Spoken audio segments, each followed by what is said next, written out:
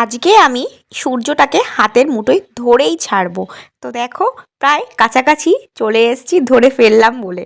Hello everyone, আজ সকালবেলা ঘুম থেকে উঠে দেখি কি দেখো, প্রচণ্ড কুয়াশা চারিদিকে, আর এতটাই সুন্দর লাগছিল সূর্যটা, এতটাই ভালো লাগছিল। দেখো সবে উঠছে, আর সকাল এখন কিন্তু এই ভিডিওটা করছি আমি প্রায় 7:30। তো দেখো চারিদিকে কুয়াশা ভর্তি, আর চারিদিক পুরো একদম ধোঁয়ায় সাদা হয়ে গেছে।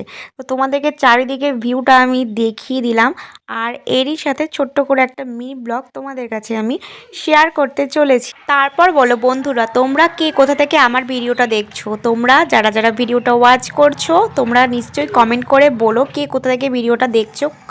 আর আমি কিন্তু হরিয়াংঘাটা থেকে ভিডিওটা করছি।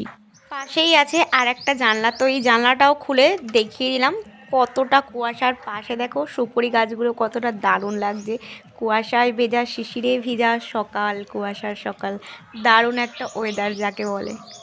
তারপর চলে আসলাম ঘরে। তো ঘরে এসে দেখি কি আমার এই ছানাপোনা দুটো উঠে গেছে ঘুম থেকে। তো দেখো দুজনা একটু মজা করছিল, খেলা করছিল।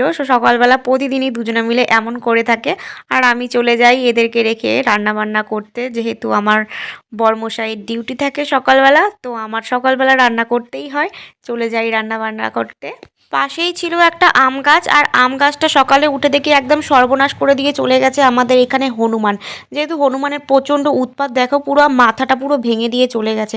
আর সাইডে আছে লাউ গাছ, লাউ গাছগুলো সবে উঠছে, কি বলবো। দিন থেকে ভাবছিলাম যে একটু সর্ষে ক্ষেতের দিকে একটু ঘুরতে যাব, আর সর্ষে গাছের কয়েকটা ভিউ আমি তুলে নিয়ে আসবো ভিডিও করে। আর চলে গেছিলাম দেখো একটু সর্ষে বাগানের দিকে, আর আমার মাম্মাম সোনা দেখো একা একাই হেঁটে যাচ্ছে আগে। এ দেখো বন্ধুরা, ফাইনালি চলে আসলাম এই যে সর্ষে ক্ষেতের সামনে। কি দারুণ! আর চারিদিকে যে কুয়াশাগুলো পড়েছে, এখনও কিন্তু বোঝা যাচ্ছে যে হালকা হালকা যে কুয়াশাটা পড়েছে। তো কেমন লাগছে তোমরা কিন্তু অবশ্যই কমেন্ট করে জানিও।